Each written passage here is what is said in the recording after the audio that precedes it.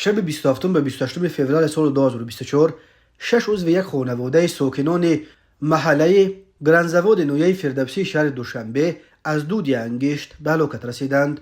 در کمیته حالات فوق‌العاده تاجیکستان این حادثه را تصدیق کردند و گفتند که 6 عضو یک عائله، پدر و مادر و 4 فرزند خردسال آنها شب در بنای رقم 284/1 در محله گرانزواد زهرالود شدند، ولی جسدهای آنها را همسایه‌ها ساعت تقریبا 11 روز 28 فوریه پیدا کردند.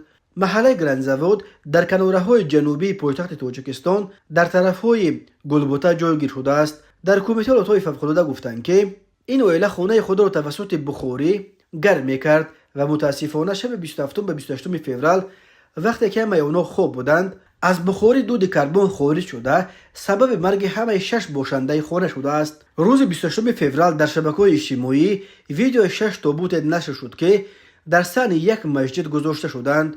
مؤلفان ویدیو گفتند که آنها 6 عضو یک عائله بوده از دود انگشت جان دادند. بنا به این ثبت همه ففتیدگان را روز 28 فوریه به خاک سپردند. مرگ یکباره 6 نفر از دود انگشت در حالی است که روزهای آخر با وجود برف و بارشات و سردی فوق‌العاده قدم نامبارک لیمیت برق تا به پایتخت شهر دوشنبه نیز رسید و بسیاری از کاربران شبکه‌های اجتماعی شرکت برق تاجیک و دیگر مسئولان را در مرگ این 6 عضو یک خانواده گناهکار می‌کنند. ساکنان دوشنبه میگویند لیمیت برق زندگی آنها را در بناهای بلند آشیانه طاقت فرسا کرده خانه‌هایشان را عملاً به یک یخدان بتونی تبدیل داده است.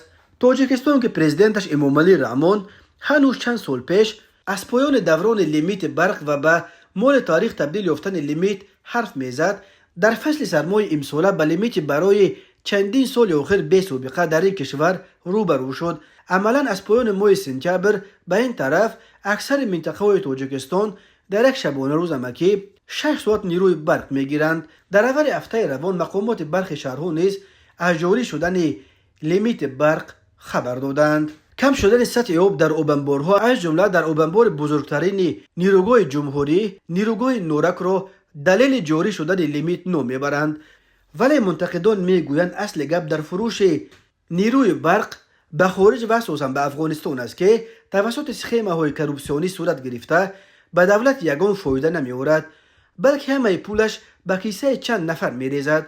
منتقدان میگویند اگر از این برق فروشی ها فایده میشد قرض برق تاجیک به 3 میلیارد دلار نمی‌رسید.